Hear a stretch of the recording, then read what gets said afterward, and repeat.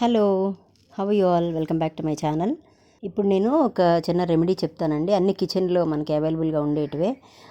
ఏంటంటే పెప్పర్, సోంపు, జీరా, బాదం, డ్రై జింజర్, అదేనండి శొంఠి, రాక్ షుగర్, పటిక బెల్లం, లేకపోతే తాటి బెల్లం అంటారు కదా, అదైనా వాడుకోవచ్చు. సో ఈ 6 ఇంగ్రీడియంట్స్ తీసుకోవాలండి. వీటిని ప్యాన్లో ఫ్రై చేసుకుని చల్లారిన తర్వాత ఫైన్ పౌడర్ చేసుకొని డైలీ 2 టైమ్స్, లాంగ్ సైట్ ఉన్న వాళ్ళైతే, అదే దూరదృష్టి ఉన్న వాళ్ళైతే 2 టైమ్స్ తీసుకోవాలండి.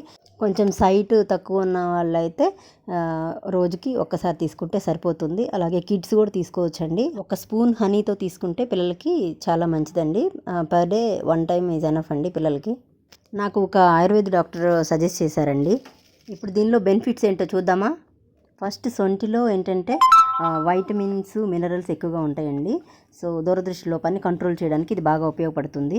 నెక్స్ట్, సోంపు ఏంటంటే అండి, డైజెషన్ సిస్టమ్కి చాలా యూజ్ అవుతుంది. దీంట్లో యాంటీ ఆక్సిడెంట్స్ ఎక్కువగా ఉంటాయండి సోంపులో. నెక్స్ట్, బాదంలో ప్రోటీన్స్ ఎక్కువ ఉంటాయి. ఇది ఐస్లో ఉండే మజిల్స్ స్ట్రెంథనింగ్కి యూజ్ అవుతుంది. తర్వాత పెప్పర్ వల్ల యూజెస్ ఏంటంటే అండి, ఐలో ఇచ్చింగ్స్ అండ్ బర్నింగ్స్ రాకుండా ఐస్ని బాగా చల్లబరుస్తుంది.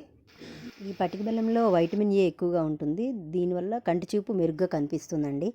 చివరిగా జీరా అండి, దీనివల్ల చాలా బెనిఫిట్స్ ఉన్నాయి. డైజెస్టివ్ సిస్టమ్ చాలా మెరుగుపడుతుంది దీనివల్ల. తర్వాత బ్లడ్ సర్క్యులేషన్ కూడా ఇది బాగా మెరుగుపరుస్తుంది. ఈ పౌడర్ని ఒక స్పూన్ తీసుకోవాలండి. వాటర్తో కానీ హనీ, మిల్క్ వీటితో మిక్స్ చేసుకుని తాగితే చాలా మంచిది. లాంగ్ సైట్ కంట్రోల్ అవుతుంది. Do like, share and subscribe to my channel. Thank you.